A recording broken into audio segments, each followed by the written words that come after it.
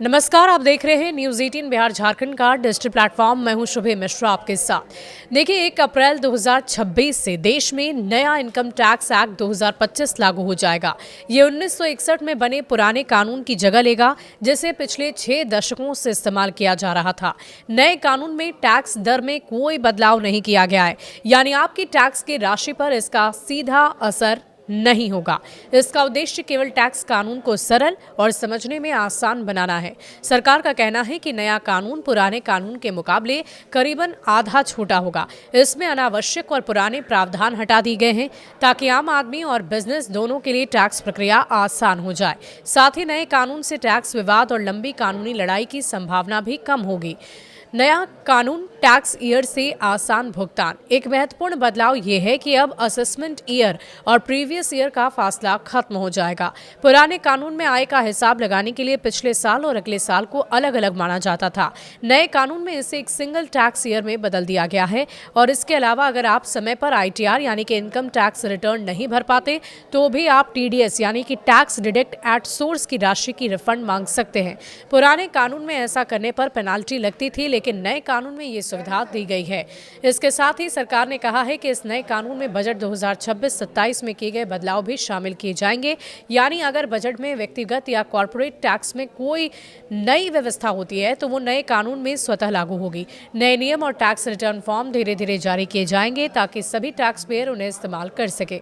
1961 करीबन 64 साल पुराना इनकम टैक्स एक्ट, उस समय भारत एक नया गणराज्य था। समाज और बिजनेस के हालात आज से बहुत अलग थे। 1961 के कानून को बार बार संशोधित किया गया, लेकिन समय के साथ ये प्रक्रिया जटिल और भारी हो गई। और आज के डिजिटल युग और बदलते आर्थिक माहौल में पुराने कानून को समझना आम आदमी के लिए कठिन हो गया था। इसमें कई सारे एक्शन, सब सेक्शन, प्रोविजन हैं जिनका पालन करना मुश्किल था। इसलिए सरकार ने इस कानून का पूर्ण रूप से पुनः लेखन किया है। नया कानून क्या करेगा, ये आपको बताते हैं। नए कानून का उद्देश्य इसे सरल, पाठनीय और स्पष्ट बनाना है। टैक्स पेयर्स अब आसानी से जान सकेंगे कि उन्हें कितना टैक्स देना होगा। सरकार का कहना है कि नए कानून से टैक्स विवादों में कमी आएगी। इसका मतलब है कि लोगों को डिस्प्यूटेड टैक्स डिमांड के लिए लंबे वक्त तक लड़ाई नहीं लड़नी होगी। कानून को छोटा कैसे बनाया गया, ये भी जानिए। पुराना कानून व्यक्तिगत आयकर, कॉर्पोरेट टैक्स, सिक्योरिटी लेन देन, गिफ्ट टैक्स और वेल्थ टैक्स से संबंधित था। 1961 के कानून में करीबन 298 सेक्शन और 23 चैप्टर थे। समय के साथ कई टैक्स जैसे wealth tax, gift tax, fringe benefit tax और बैंकिंग कैश ट्रांजैक्शन टैक्स हटा दिए गए। कई सेक्शन पुराने या अप्रासंगिक हो गए थे। नए कानून में केवल वही सेक्शन रहेंगे जो आज भी जरूरी है। ये पुराने कानून से करीबन आधा छोटा होगा और बिना किसी जटिलता के टैक्स का भुगतान आसानी से आप कर सकेंगे। नए कानून में टैक्स दरों में कोई बदलाव नहीं किया गया है। किसी भी तरह के बदलाव को फाइनेंस एक्ट के जरिए यूनियन बजट में पेश किया जाता है। यानी टैक्स की दरें वही रहेंगी, लेकिन नए कानून में उन्हें लागू करना और भी आसान हो जाएगा। इसके साथ ही इससे पहले भी सरकार ने पुराने कानून को बदलने की कोशिश की थी। 2010 में डायरेक्ट टैक्स कोड बिल 2010 पेश किया गया, लेकिन ये सरकार बदलने के कारण पेंडिंग रह गई। 2017 में 6 सदस्यीय कमेटी बनाई गई, जिसने 2019 में वित्त मंत्री को रिपोर्ट सौंपी।